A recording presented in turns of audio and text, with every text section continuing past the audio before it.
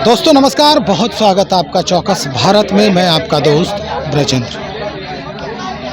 शिक्षक बहाली प्रक्रिया में लगातार पेच दिखते नजर आ रहे हैं और ये पेच उन अभ्यर्थियों के लिए परेशानी का सबब बन गया है जो अब शायद अपने भविष्य को अंधकार में जाते हुए देख रहे हैं। दरअसल कई बार सूचनाएं जो है इन अभ्यर्थियों के तरफ से दी गई है बीपीएससी को और सरकार को, लेकिन फिर वही ढाक के तीन पात। पहले नोटिफिकेशन में ये बात निकाली गई थी सरकार के तरफ से, आयोग के तरफ से, कि जो सीटेट अभ्यर्थी हैं, अपीयरिंग अभ्यर्थी हैं, वो भी अप्लाई कर सकते हैं। लेकिन अचानक से इस पूरे नियम में तब्दीली आ जाती है और उसके बाद ऐसे माहौल दिखने लगते हैं। दरअसल ये माहौल तीसरी बार देखी जा रही है गांधी मैदान में। यहाँ पर शिक्षक अभ्यर्थी हैं जो बीपीएससी के इस नोटिफिकेशन से काफ़ी परेशान हैं। हम कुछ लोगों से बात करते हैं। यहाँ पर छात्र नेता दिलीप भी हैं। दिलीप ने भी कई बार इस बात को लेकर बातचीत की है मीडिया से और कई बार इस बात को उजागर भी किया है कि क्या कुछ होना चाहिए था और क्या हो रहा है।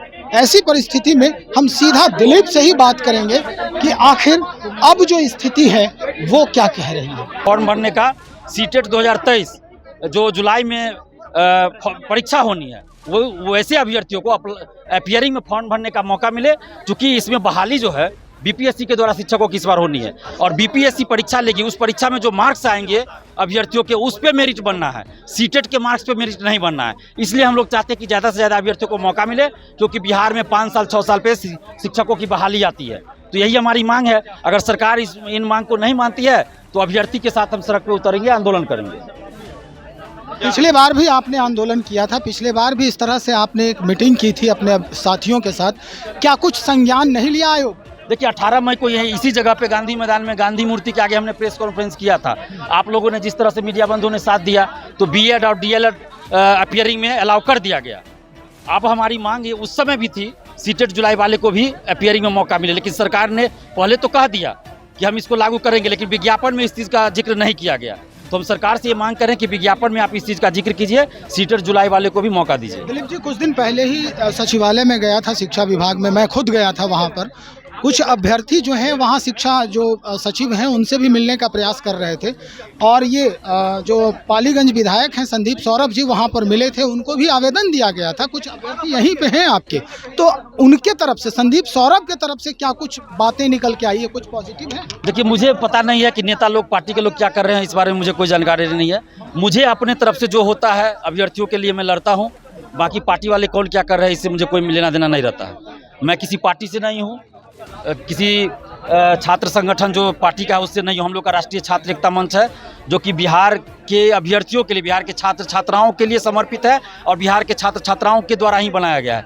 तो अभ्यर्थियों ने मुझे बताया अपनी समस्या, तो हम उनकी समस्या के समाधान के लिए आज यहाँ गांधी मैदान उपस्थित हुए हैं। अगर सरकार नहीं समाधान करेगी तो फिर आंदोलन भी हम लोग कर सकते हैं। हमारा आंदोलन हमेशा शांतिपूर्वक होगा, लोकतांत्रिक ढंग से होगा, जिसमें हिंसा की कोई जगह नहीं होगी। और ये जो भी है शिक्षक अभ्यर्थी है और शिक्षक राष्ट्र निर्माता होते हैं, बच्चों के भविष्य निर्माता होते हैं, तो शिक्षकों से ये उम्मीद भी नहीं कर सकते कि वो तोड़फोड़ करेंगे और हमारे आंदोलन में कभी तोड़फोड़ या हिंसा होती भी नहीं है। एक और सवाल है, आपने कई आंदोलन किए हैं, चाहे वो दरोगा भर्ती परीक्षा हो या लोक सेवा आयोग में क्वेश्चन पेपर लीक जो हुआ था उसके लिए हो। कई बार आपको बीपीएससी ने भी बुलाया, आपसे मुलाकात भी की। क्या शिक्षक बहाली प्रक्रिया को लेकर आपसे मुलाकात हुई है, बातचीत हुई है इस बनिस्पत? देखिए बीपीएससी के चेयरमैन साहब अतुल प्रसाद जी से हमारी बात हुई थी शिक्षक बहाली को लेकर, उसी समय जब हमने प्रेस कॉन्फ्रेंस किया, और उसके बाद ही बीएड डीएलएड वाले को मौका मिला है। लेकिन सीटेट वाले को शिक्षा विभाग ने ये कर दिया कि विज्ञापन में जो उनका बनाया गया नियमावली है विज्ञापन उसमें नहीं। तो बीपीएससी तो एक भर्ती आयोग है, शिक्षा विभाग के द्वारा, सरकार के द्वारा जो बना के नियमावली भेजा जाएगा उसी के अनुसार बहाली करना है। तो हम लोग इसलिए शिक्षा विभाग से ये मांग कर रहे हैं, बिहार सरकार से मांग कर रहे हैं कि आप सीटेट जुलाई वाले को मौका दीजिए। 6 to 8 की वैकेंसी आपने क्यों नहीं निकाला? अगर 6 to 8 की वैकेंसी आप निकालते तो ये लोग जो पेपर 2 में पास है वो लोग फॉर्म भर सकते थे, आपने वो नहीं निकाला। तो ये तो सरकार की गलती है ना। 1,70,000 सीट कैसे भर जाएगा? आर्ट्स विषय का आपने STET नहीं लिया। म्यूजिक वाले फ़ोन कर रहे हैं मेरे पास कि उनका सब्जेक्ट का वैकेंसी नहीं दिया गया है, तो फिर तो बहाली पूरा होगा ही नहीं ना। तो 6 से 8 वालों के लिए क्या हो रहा है? अभी कुछ बोल ही नहीं रहे हैं वो लोग। हम तो चाहते हैं कि 68 की आप वैकेंसी निकालिए, सीटेट जुलाई वाले को अपियरिंग में मौका दीजिए, शिक्षकों को ग्रेड पे दीजिए, चूंकि बीपीएससी से बहाली होनी है, आप कर रहे हैं तो शिक्षकों को ग्रेड पे दीजिए। आप शिक्षकों को आप बदवा मजदूर क्यों बनाइएगा, ग्रेड पे दीजिए। बीपीएससी से आप बहाली कर रहे हैं ना। सिंपल ग्रेजुएट को भी अप्लाई होने दीजिए, अप्लाई होने दीजिए। नहीं, देखिए इसमें हम ये नहीं कह सकते, केंद्र सरकार का ये रूल है कि आप डायरेक्ट जैसे पात्रता परीक्षा पास होना चाहिए, बीएड या डीएलएड ये सब पास होना चाहिए, तभी ये शिक्षक बन सकते हैं। तो ये सरकार का, केंद्र सरकार का रूल है। तो जब तक वहाँ संशोधन नहीं होगा तो हम बिहार सरकार को इसके लिए कुछ नहीं कह सकते, ये मजबूरी है। की स्थिति दरअसल दिलीप जो हैं छात्र नेता हैं और हमेशा संघर्षरत देखा जाता है इनको। संघर्ष का मसला ये है कि चाहे वो बिहार कर्मचारी चयन आयोग के इंटर स्तरीय परीक्षा हो 2014 की, उसके बाद स्नातक स्तरीय परीक्षा हो, या फिर दरोगा भर्ती बहाली जो परीक्षा है उसको लेकर के हो, या लोक सेवा आयोग के तहत अगर कोई परीक्षा में धांधली होती है, पेपर लीक होता है, दिलीप वहाँ सीना तान कर खड़े हो जाते हैं। और ऐसी ही परिस्थिति अब देखी जा रही है इन अभ्यर्थियों के साथ जो लगातार अपने भविष्य को लेकर चिंतित हैं। देखना ये होगा कि आयोग जो बहाली कर रही है इन शिक्षकों की, जो सीटेट और बीएड पहले से ही पास आउट हैं और कुछ लोग अपीयरिंग हैं, उनके हक के लिए भी ये लड़ाई जारी की गई है।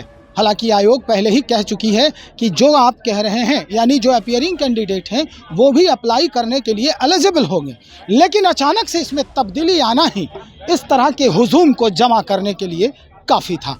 चलिए देखते हैं क्या कुछ बदलाव आता है या फिर ऐसे ही नियमों को आगे बढ़ा दिया जाता है। हम और भी इन ऐसी खबरों को लेकर बहुत जल्द हाजिर हो रहे हैं, तब तक इंतज़ार करना होगा। आप बने रहें हमारे साथ। बहुत शुक्रिया आपका।